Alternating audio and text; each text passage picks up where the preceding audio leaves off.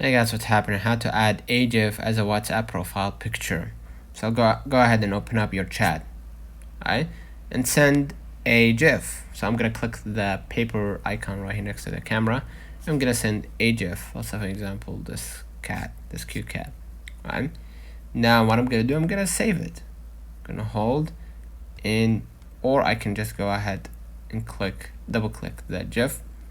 And then click the share button at the bottom left, and then hit save, the first option.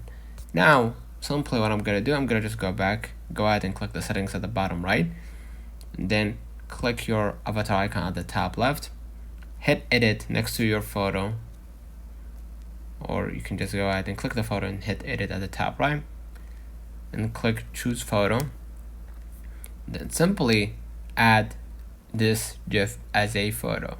Right, and now you're gonna be able to have GIF or have this GIF particularly as a profile picture. So let me know in the comments if this video helped you.